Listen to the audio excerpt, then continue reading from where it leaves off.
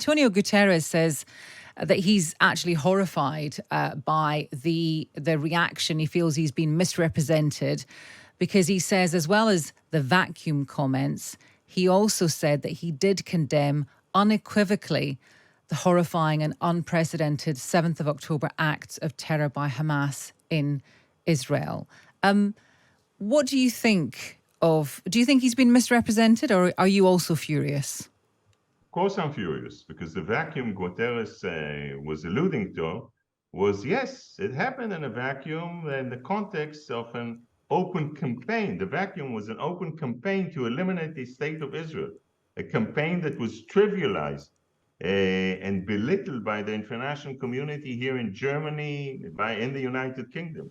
Yes, it happened after years, which Hamas has exploited the Gaza Strip and exploited international aid to build the death machine that murdered and massacred now 1,400 people, out of which are babies, elderly men, women. Yes, it happened after the international community turned a blind eye to this death machine that Hamas was building on the expense of the Gazan civilians, stealing their water, fuel, electricity, denying them from humanitarian. I was Israel's director general when we completely evacuated Gaza. I was the permanent undersecretary. We took out all the settlements, just to remind Mr. Guterres that since 2005, there's not one single settler in Gaza. So in the sense, yes, it's after years that the UN has been telling the Palestinians that half of the Palestinians, at least, that they should go back to Israel. That's where they are. It's unbelievable that after so many years, so the massacre comes after years in which the world was nurturing the delusional dreams of replacing Israel.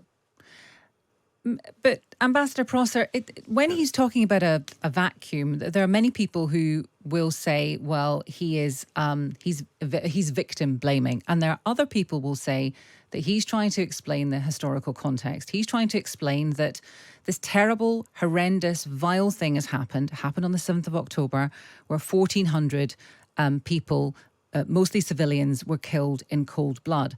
However, presumably, he's also referring to the fact that there have been many thousands of deaths of Palestinians over, just since 2014.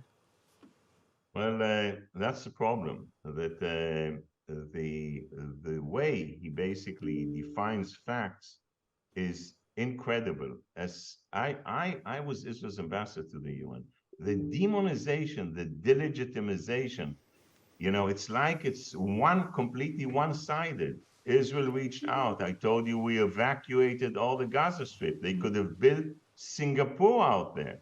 We also evacuated 4 settlements in the West Bank, and they kept on coming. And if you think about it logically, when we left Gaza, what interest does Israel have in Gaza? We went out of Gaza never to look back into Gaza.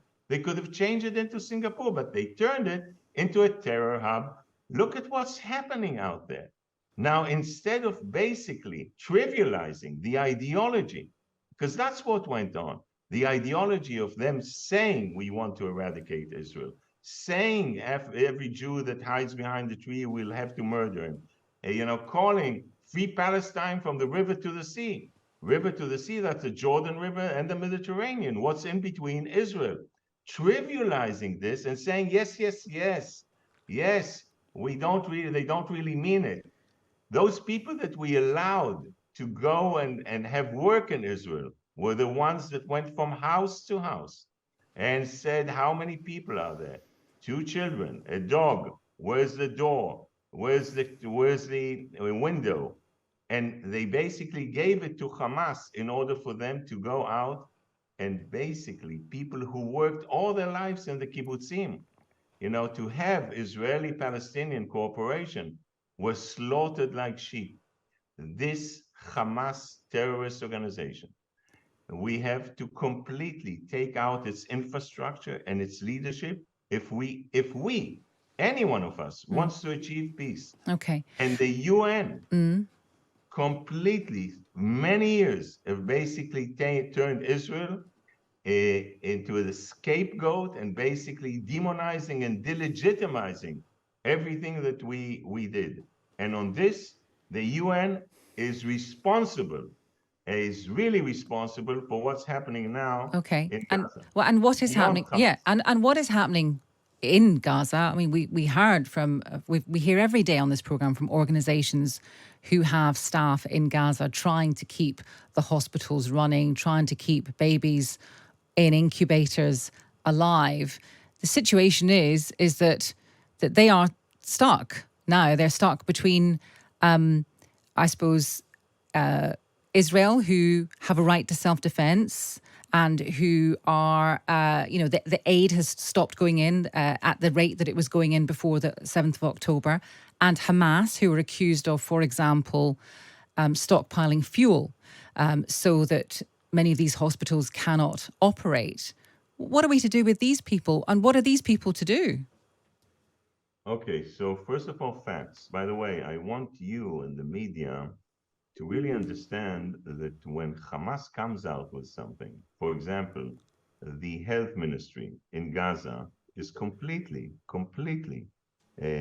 controlled by Hamas. So anything that you hear also, on this hospital, the Islamic Jihad bomb, the numbers, everything that you hear, you have to basically put in question mark. There's no question mark that people are suffering.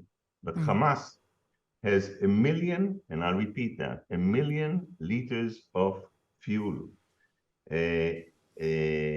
Different trucks are coming in with humanitarian aid. The Hamas steals part of the fuel in the hospitals. Now, in the sense, when I hear Guterres and I hear others at the UN, I miss them stating very clearly, and this is what infuriates Israelis, that a massacre has been done, and I'm Israel's ambassador to Germany now. We established the nation state of the Jewish people in order to never, ever in our lives see scenes that we have seen here. People burnt in their houses, babies' heads beheaded, women with their children, murdered on point blank. Now, look, no settlers are in the Gaza Strip since we evacuated Gaza completely in 2005, and the Palestinians, in the sense, everything that we tried to do in order to really reach some kind of an agreement, they abused in a disgraceful way. Okay. And when the Palestinian foreign minister 3 times was asked and wasn't even able to denounce this massacre. So those who are calling for humanitarian should address these calls for Hamas. Okay. Hamas is responsible for what's happening now in Gaza, no one else.